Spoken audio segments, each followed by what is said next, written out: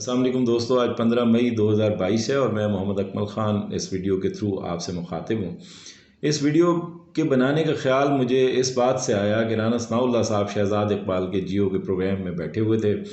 और लंदन से वो उनसे बात कर रहे थे और शहज़ाद इकबाल उनसे मुसलसल एक ही सवाल पूछ रहे थे कि आप 3-4 दिन से लंदन में मुकीम हैं,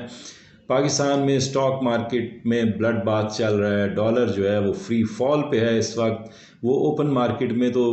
200 रुपये से भी ऊपर ब्लैक में नहीं मिल रहा और इस वक्त 193-195 के दरमियान वो ट्रेड कर रहा है इंटरबैंक में। तो आप लोगों ने कोई फ़ैसले किए हैं कि सब्सिडीज़ को रिमूव करना है, पेट्रोलियम की प्राइसेस को बढ़ाना है और कोई सख्त फ़ैसले करने हैं और इलेक्शन में अगले साल जाना है, या फिर आपने फ़ौरन हुकूमत से जान छुड़वानी है और निगरान सेटअप के हवाले करना है इलेक्शन का ऐलान करके और फिर वो मुश्किल फ़ैसले निगरान सेटअप करेगा। ये सवाल उन्होंने मुतअद्दिद बार पूछा। राना साहब ने मुतअद्दिद बार ही, अगर उन्होंने 6 दफ़ा ये सवाल पूछा तो राना साहब ने इसको 7 मरतबा टाला और इरिटेट होकर उन्होंने एक बात कही जिस बात के ऊपर ये सारी वीडियो की बुनियाद है।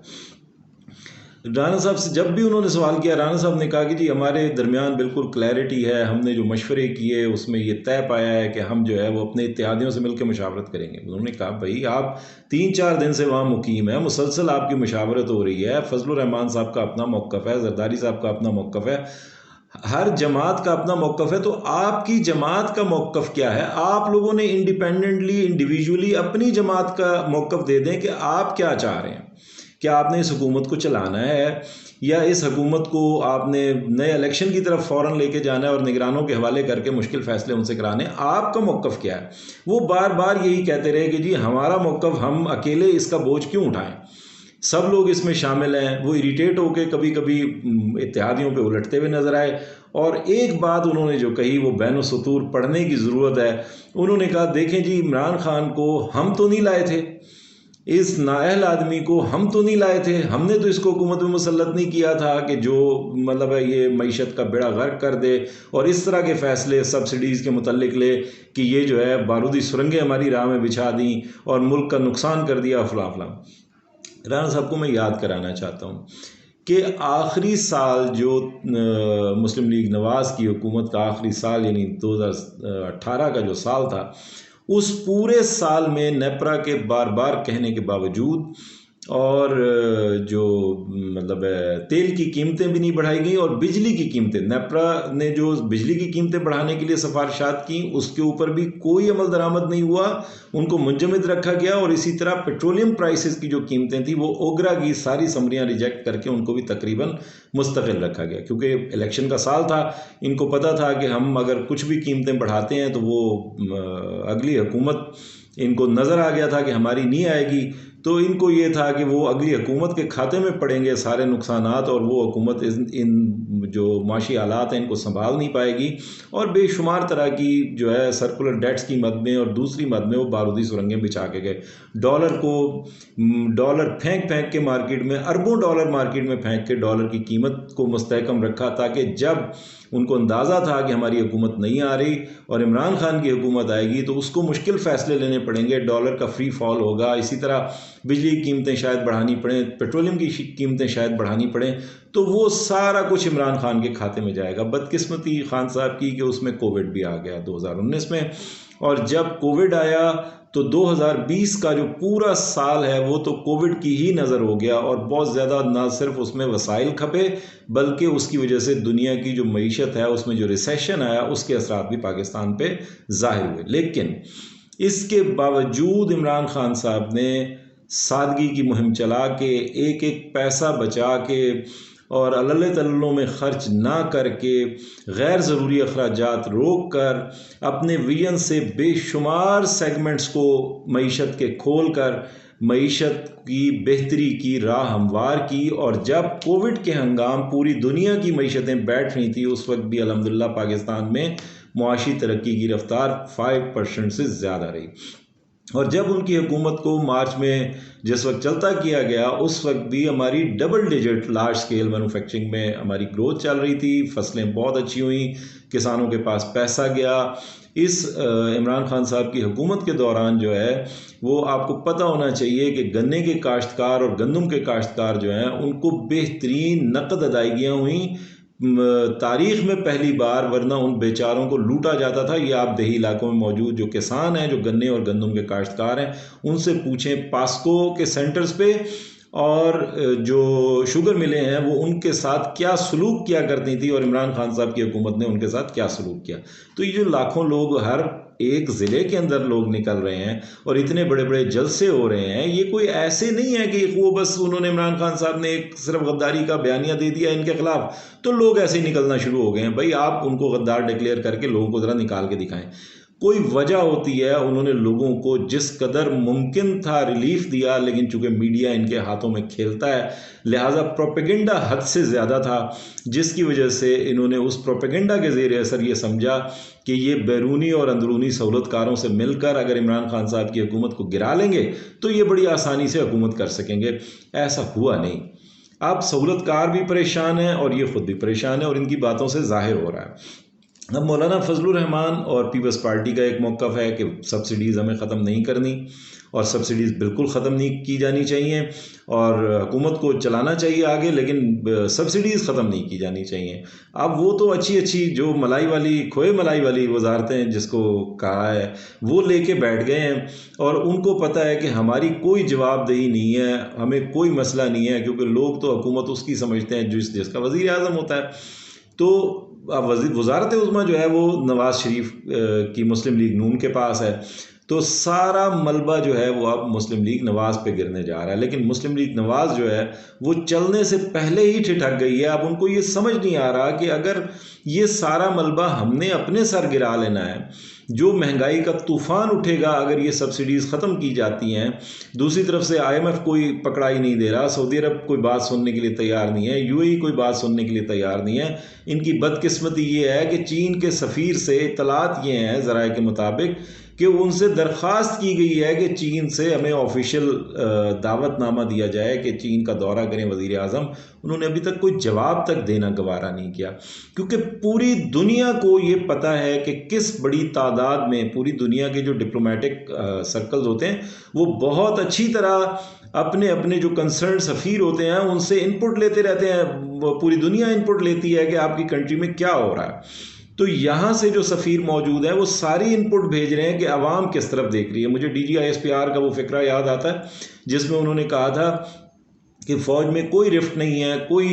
मतलब इख्तलाफ नहीं है, जिस तरफ चीफ देखता है पूरी फ़ौज उस तरफ देखती है। तो जो हकीकी अवामी लीडर होता है उसकी भी सबसे बड़ी ब्लेसिंग और खुशकिस्मती ये होती है कि वो जिस तरफ देखता है लोग जो उसके फॉलोअर्स होते हैं वो उसी तरफ देखते हैं, अवाम भी उसी तरफ देखते हैं।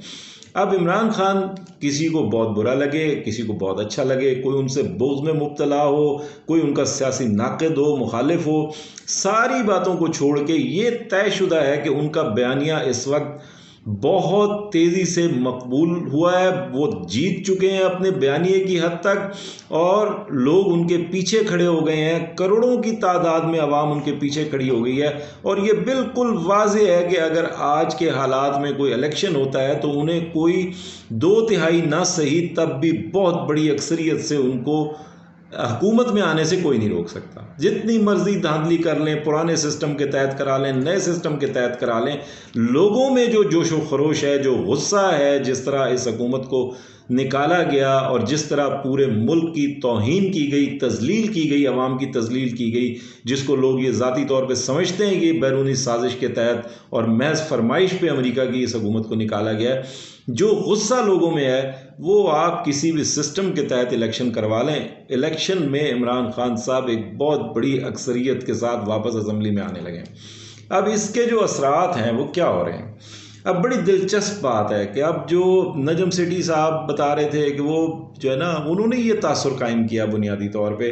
कि कोई मसला भी नहीं होगा, उनकी आवाज़ कौन सुनता है। सुहेल बड़ाई साहब ने कहा जी इमरान खान की आवाज़ ऐसी आवाज़ अब बन गई है, शोर जितना मर्जी मचा लें, लेकिन जो एस्टेब्लिशमेंट के हल्के होते हैं उनमें इन आवाज़ों की कोई अहमियत नहीं होती, कोई इनको सीरियस नहीं लेता। कैसे सीरियस नहीं लेता? पूरी कौम जिसके साथ खड़ी होगी उसको कौन सीरियस नहीं लेगा।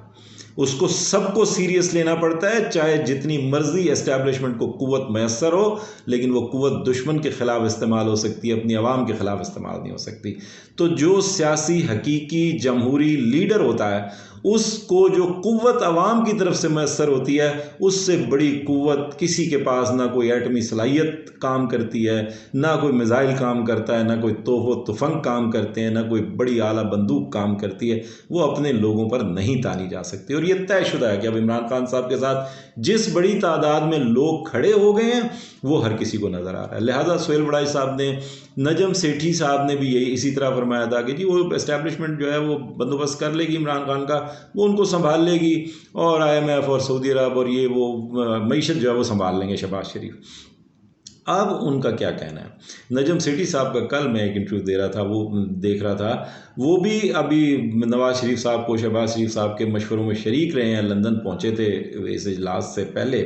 और सारे मशवरे दे के सारी सूरत हाल वो भी समझा के आए हैं। अब वो जनरल बाजवा पे डायरेक्ट इल्ज़ामबाजी कर रहे हैं। अब वो फरमा रहे हैं कि जनाब जनरल बाजवा जो है वो इस बात पे कन्विंस हो गए हैं कि जी इलेक्शन फ़ौरन कराना पड़ेगा। जो लोगों की हालत है और जिस तरह मतलब मामलात हैं, ज़ाहिर है फ़ौज हमारी फ़ौज है,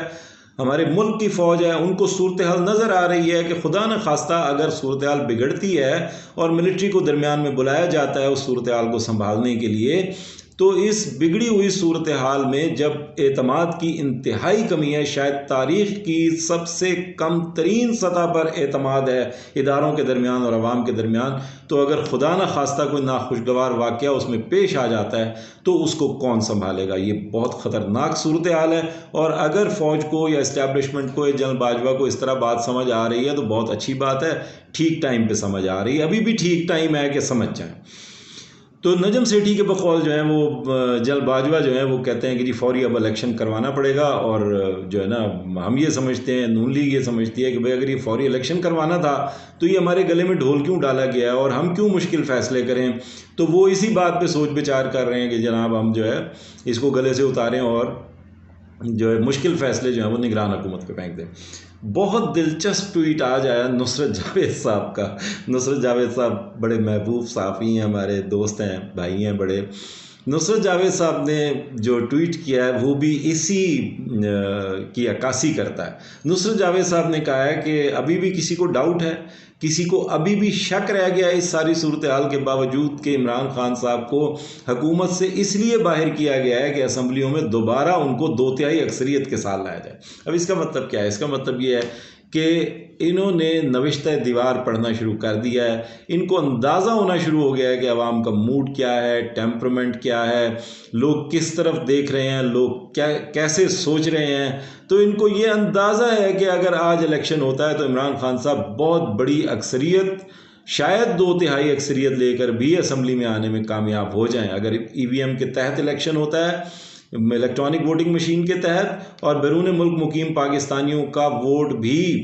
डलता है, तो इसमें कोई शुबा नहीं है कि इमरान खान साहब 2/3 अक्सरियत भी बआसानी लेने में कामयाब हो जाएंगे। लेकिन अगर पुराने सिस्टम के तहत भी इलेक्शन होता है तो जो लोगों का टेम्परामेंट है, जिस तरह लोग सोच रहे हैं, जिस तरह लोग बात करते हैं जब उनसे बात होती है, तो ये अंदाज़ा लगाना मुश्किल नहीं है कि वो एक बड़ी अच्छी कंफर्टेबल अक्सरियत के साथ आएंगे और बहुत बेहतरीन कानून साजी कर सकेंगे। तो वो तो सबको लपेट के रख देंगे। तो नुसरत जावेद साहब ये कह रहे हैं कि जनाब जो है ना वो अब एस्टेब्लिशमेंट पे नजम सेठी समेत जो नून लीग के हवारी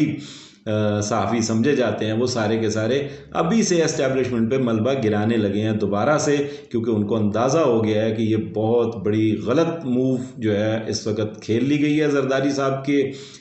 जो है धोखे में आके,